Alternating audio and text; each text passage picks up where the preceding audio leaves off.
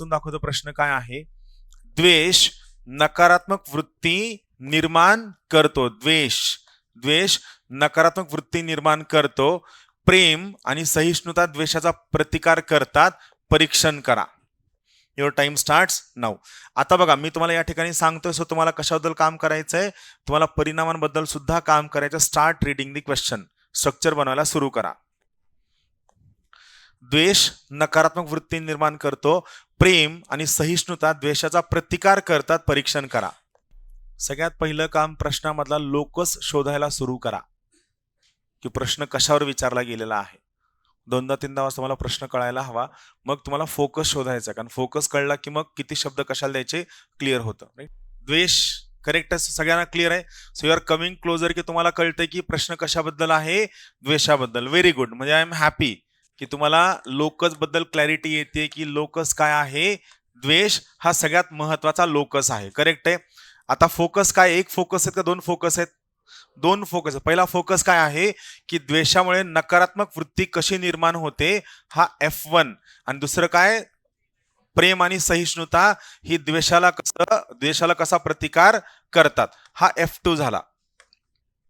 आता बघा, तुम्हाला एक क्लॅरिटी आली की लोकस काय आहे, फोकस काय आहे, हे क्लिअर आहे. आता सगळ्यात महत्वाचा प्रश्न हा येतो की मला कळलंय की तुम्हाला कळलंय, पण पेपर इव्हॅल्युएटरला कसं कळल, कारण तो त्या ठिकाणी तुमच्याकडनं उत्तर घेणार नाहीये. सो तुमचे पहिले इंट्रोडक्शनचे जे 25 ते 30 शब्द आहेत, अत्यंत क्रुशियल आहेत की ज्यांनी हे क्लिअर करायला हवं की मला कळलंय की तुम्हाला प्रश्न कळलेला आहे.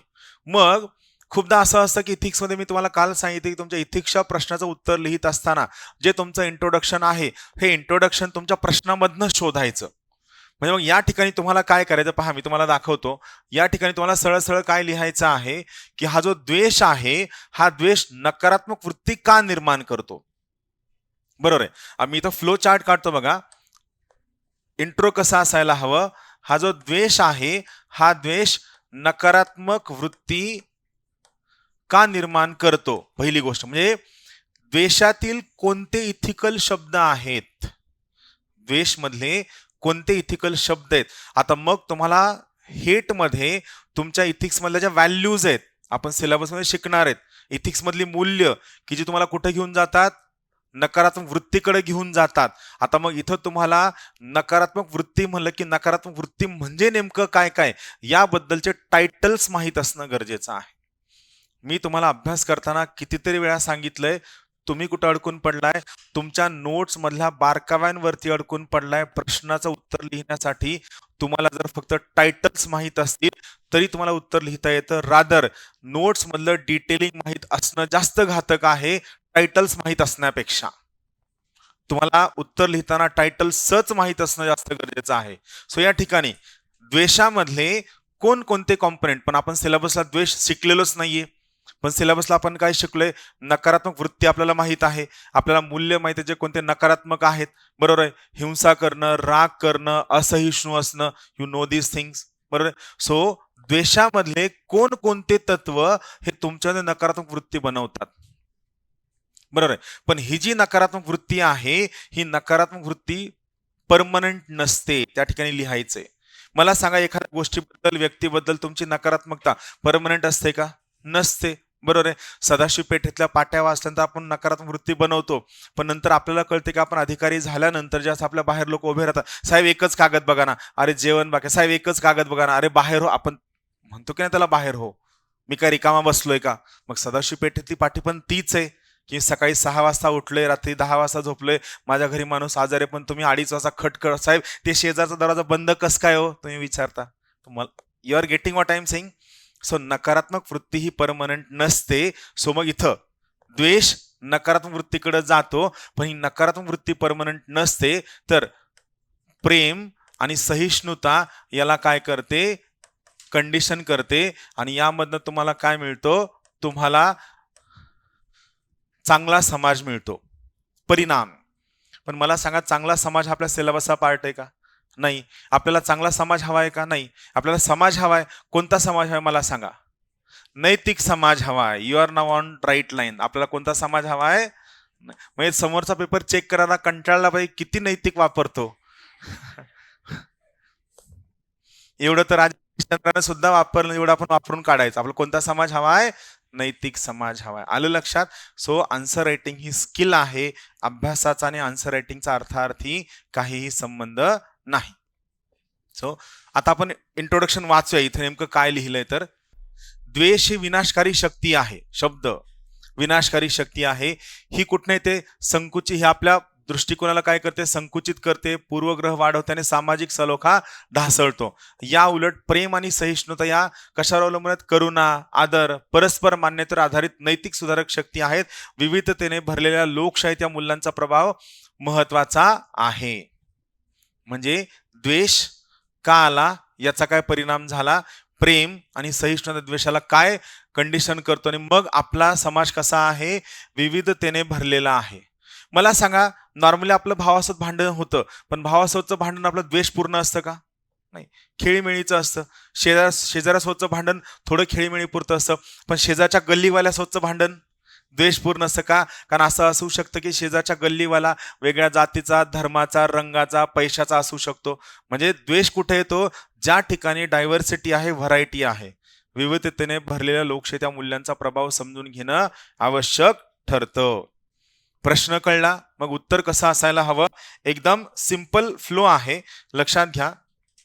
मी या ठिकाणी तुम्हाला दाखवतो, तुम्हाला वाचल्यावर लक्षात येईल प्रश्न काय आहे. तर बघा, सगळ्यात महत्वाचा फ्लो काय आहे?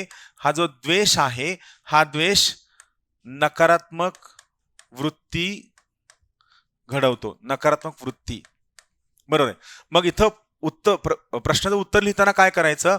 द्वेषाचे आपल्या नीतिशास्त्रामधले कोणकोणते कॉम्पोनेंट, 1 2 3 4 5 6 असे 4-5 कॉम्पोनेंट, हे सगळे कॉम्पोनेंट कोणती वाली नकारात्मक वृत्ती घडवतात, कोणती वाली, हे तुम्हाला या ठिकाणी लिहायचंय. ही फक्त वृत्ती लिहायची, वृत्तीचा परिणाम नाही लिहायचा, कारण मग आपल्याकडे वर्ड लिमिट नाहीये, तेवढा आपल्याकडे वेळ नाहीये, एवढं लिहित बसलं जमणार नाहीये. सो द्वेषाचा हा पर्टिक्युलर कॉम्पोनेंटमुळे ही पर्टिक्युलर वृत्ती घडते, एवढं लिहायचं. पण ही जी पर्टिक्युलर वृत्ती आहे, याला आपण प्रेम व सहिष्णुता. आता सगळ्यात महत्वाची गोष्ट, प्रेम आणि सहिष्णुतेमध्ये एवढ्या गोष्टी सापडणं शक्य नाहीये. पण मला सांगा, तुमचं सगळं नीतिशास्त्र हे प्रेम आणि सहिष्णुतेवर अवलंबून आहे की नाही? मग तुमच्या नीतिशास्त्रामधल्या अशा काही गोष्टी की ज्या पॉझिटिव्ह आहेत, ज्या सकारात्मक आहेत, नीतिशास्त्राच्या प्रत्येक गोष्टीमुळे प्रेम आणि सहिष्णुता वाढते.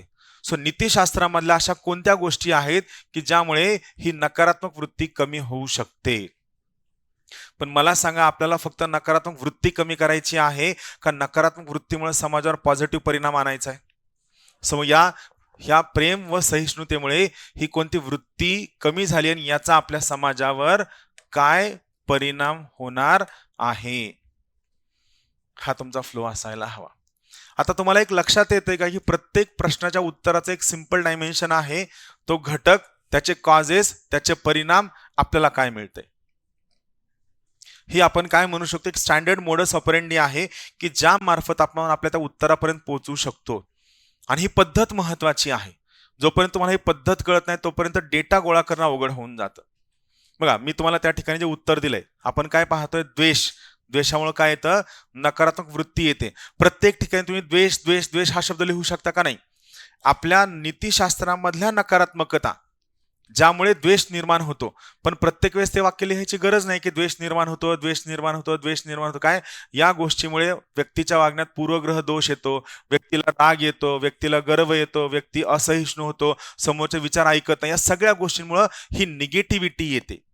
पण ही निगेटिव्हिटी जर आपण त्या ठिकाणी समोरच्या व्यक्तीबद्दल करुणा दाखवला, आदर दाखवला, सहिष्णुता दाखवली, त्या व्यक्तीचं आपण ऐकून घेतलं, आपण प्रामाणिक असलो की काय होतं? ही नकारात्मकता ऑटोमॅटिकली नष्ट व्हायला सुरू होते. आणि जर ही निगेटिव्हिटी संपली तर आपलं काय होतं? सामाजिक सौहार्द, सलोखा, खेळीमेळीचं, वसुधैव कुटुंबकम असणारं, महात्मा गांधींना अपेक्षित असणारा, बाबासाहेबांना अपेक्षित असणारा न्याय, समता, स्वातंत्र्य, बंधुत्वावर आधारित समाज आपल्याला मिळतो. तुम्ही आणा ना, महात्मा गांधींना आणा, बाबासाहेबांना आणा, महात्मा फुल्यांना आणा, नीतिशास्त्रामध्ये कोणतंही बंधन नाही. आपल्याला त्या लोकांनी जे स्वप्न बघितलं त्यातलं आपल्याला काय मिळतंय हे त्या ठिकाणी मांडायचं आहे. क्लिअर हा पॉइंट? ठीक आहे. मी दिलेलं आहे उत्तरात, हे सगळं दिलं, पण हे समजवायचं नाहीये. आपला पर्पज काय? तुम्हाला प्रश्नाचा पर्स्पेक्टिव्ह कळणं हा सगळ्यात मेन पर्पज आहे.